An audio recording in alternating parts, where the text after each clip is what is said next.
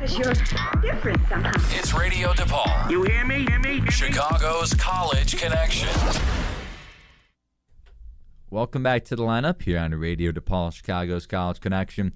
Eli Hershkovich alongside Tom Bostwick. Fun conversation, as always, with Matt Urich, the feature columnist on Bleacher Report, the Bears feature columnist. Again, just giving us a Twitter shout-out right there. Thank you very much, Matt. And, again, you're a fun guest to have on. But let's talk Jerry Angelo right now, the praised, or I should say not so much praised general manager here in Chicago Town. The past few seasons he was still with the Bears.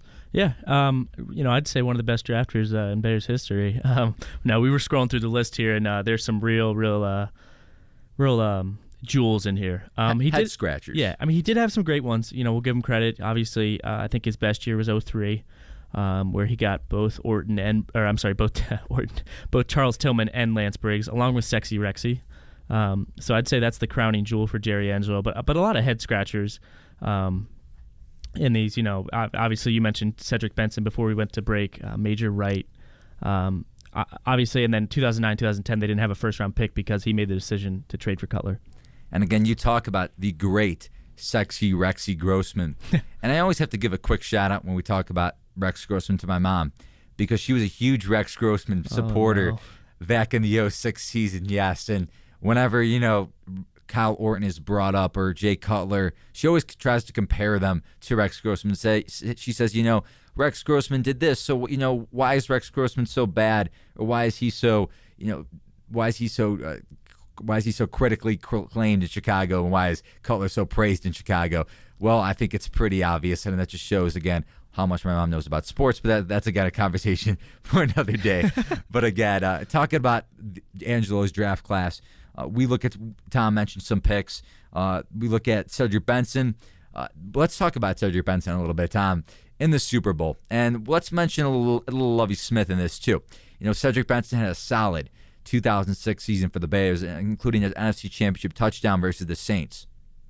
And then, in the Super Bowl, Thomas Jones has a huge first half. I don't know if you remember this against the Colts. I do. A big first half run, and then to begin the second half, for some odd reason, Lovie Smith puts in Cedric Benson. What does he do? He puts the football on the ground. Yeah, definitely a momentum killer for that Bears team, which was hanging in there against a much, much better Colts team, despite their limitations on offense. And like you said, Thomas Jones was playing very, very well in that first half, and like it seemed everywhere Thomas Jones went, that got overlooked, and they went with Cedric Benson, who had a great rookie season. But I think you go with the hot hand, you go with the veteran, and Thomas Jones had proved in that game that he was doing great, that he was the better back that night. They go with Cedric Benson, he makes the rookie mistake, puts the ball on the ground, and it's unfortunately that haunted him the rest of his career in Chicago. And you also talk about Thomas Jones, again, with the New York Jets, a big-time career at the Jets, even in a couple shortened seasons, 2-3 seasons in New York. Brett Favre, he played with the former Green Bay Packer, the former rival with the Chicago Bears. So Jones having a very solid career as well. He also played with the Chiefs, too, a former split back there with Jamal Charles. So Jones has had a very storied career and with a lot of teams. But it's not like one of those players who has played with a lot of teams, not racked up a lot of yards. I think he's a top 25. You're gonna be shocked by this. Thomas Jones, I think, has racked up I think he's top 25 in the NFL in all-time yardage. See, it doesn't surprise me because everywhere he went, it was a 1,000-yard season. I'm looking here. He played Cardinals, Bucks, Bears, Jets, Chiefs. Everywhere he went, he was scoring touchdowns. He was running for 1,000 yards. So, it is shocking for a guy that played it for that many teams and was overlooked by everybody. But really was a great player. Yeah, 10,591 rushing yards, 68 rushing touchdowns. Made the Pro Bowl in 2008. Led the AFC in rushing in 2008 too. So this guy, he had a very solid NFL career. And that was with the New York Jets. Yeah. And you talk about it. I don't know if you saw this picture on Bleacher Report. I know we're going a little bit off track here with the Bears, but we're gonna touch back here on Angelo in just a second. But Alan Faneca, the former. I'm gonna post this on Twitter in just a second. Alan Faneca, the former NFL offensive lineman for the Steelers and Jets, has slimmed down, I think, 100 pounds. And it doesn't look normal to look at him. And yeah, I think it's more than 100 pounds because he was like 300 pounds. He's like 185 now, yeah. Right, and that brings up the question to me, did he take steroids? Is it one of those things, or is it just does it just look unnatural because he was an offensive lineman? I think it's just unnatural because he was an offensive lineman, and unfortunately in the NFL, to be an offensive lineman, you have to put on a lot of weight, and that weight becomes unhealthy when you retire and when you grow older. And I think good for him to lose the weight. Obviously, when you're that big and you lose that much weight, it's going to look strange for a while, but I don't think it had anything to do with steroids or anything. It's just offensive linemen are big guys, and unfortunately that big weight is not good for them after they stop playing. And for those of you, again, who are waiting for that pick, I'll post it during the break on Twitter. But again, going back here to Angelo and his Bears draft class here within these past few seasons, Tom, looking at Devin Hester, and I also want to play a Jeff Joniak highlight when we come back in the Super Bowl of Devin Hester, you are ridiculous, because there were many of those in 06 and 07 of Devin Hester, you are ridiculous. But then all of a sudden, it was, you aren't ridiculous. You just got paid 5 years, $30 million, and you're a kickoff returner / a number one receiver? And that was a question. / a cornerback at one point.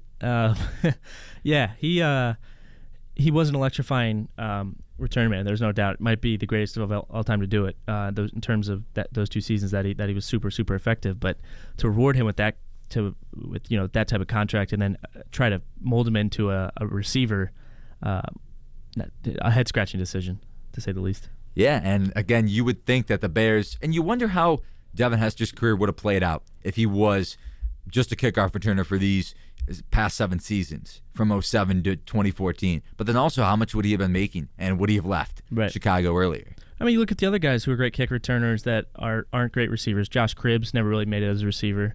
Dante Hall never really made it as a receiver. I think Deshaun Jackson is one of the guys that Percy Harvin is another one of those guys that sort of defied the mold. I think you need to be a good receiver first and then a great returner second. It's tough to be a great returner first and then a good receiver second. I like the Dante Hall one because he was one of the best. Yeah.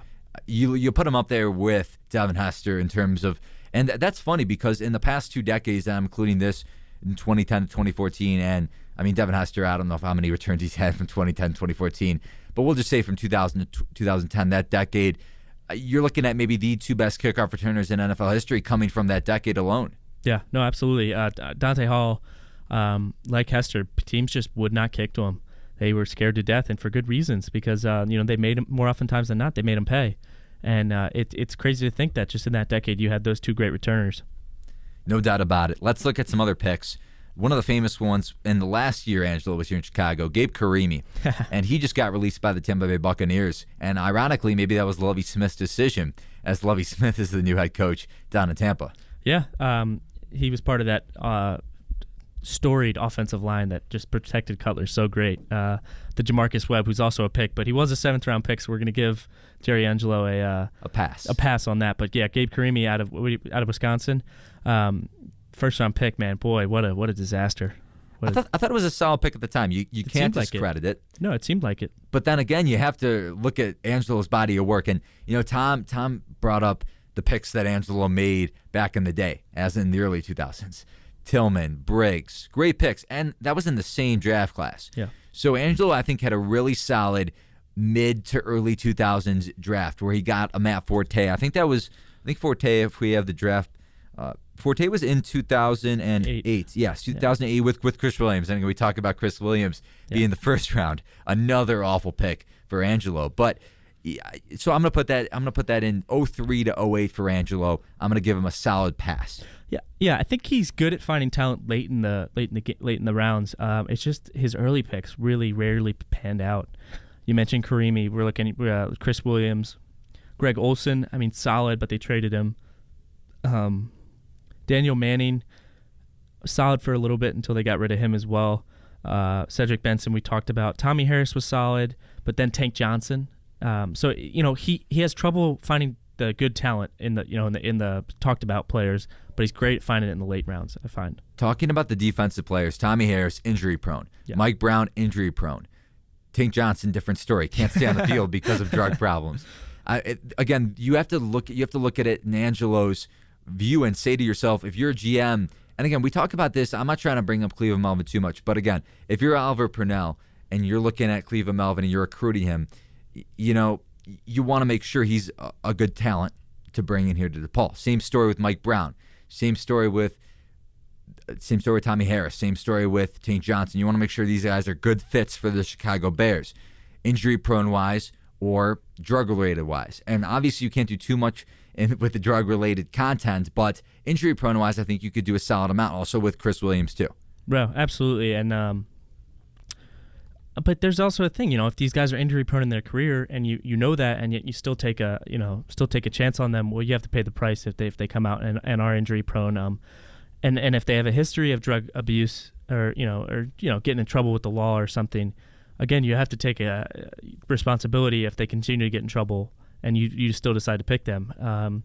So not to discredit injury-prone players or players saying that they can't play a full season, or players that have run-ins with the law can't lead a career without run-ins.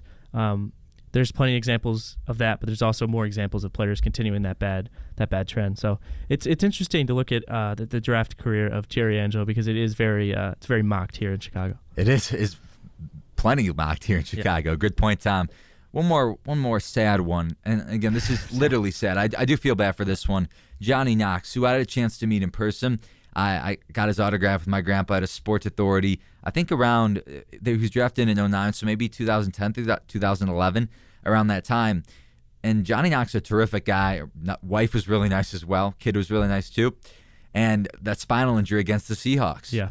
You remember that clearly. I mean, it's a tough play for Johnny Knox. You go out like that and you can't come back. Think about it, Tom. We talked about college basketball players, and we talked about it with football as well. You want to get paid because of the proneness to getting hurt. And Johnny Knox went out there, put his body on the line, and we talk about the proneness to getting hurt. Well, he was that example. Oh, absolutely. You grow up playing this game, dreaming to play in the NFL, and here, he went to this small Abilene Christian college and gets the chance, but still is good enough to get the chance to play in the NFL. Had a very solid couple years, and then, like you said, the game is so. It has that violent tendency where your career can end in an instant like that, and it's very sad, especially when you talk about Johnny Knox being such a great guy, being a nice guy, and being a really solid, probably a solid citizen and a solid football player. It's sad to see. Let's take a break here. When we come back, we're going to talk about the NBA and talk some Bulls as well. We haven't talked about the Bulls at all today, and of course, Tom, going to the Bulls game tonight against the Brooklyn Nets. Yep. We had Andy Vasquez on a couple weeks ago. Unfortunately, we couldn't have him back on today, but we're going to talk about the Nets game tonight as well as Noah's big-time performance against the Hawks on Monday. Yeah, I'm excited. First time to the UC tonight. First time to see the Bulls play, and I'm excited to see. You mentioned Joe with his big night the other night with triple-double, so very excited. Let's talk Joakim Noah and the Bulls and the rest of the NBA next here on the lineup on the Radio DePaul, Chicago's College Connection.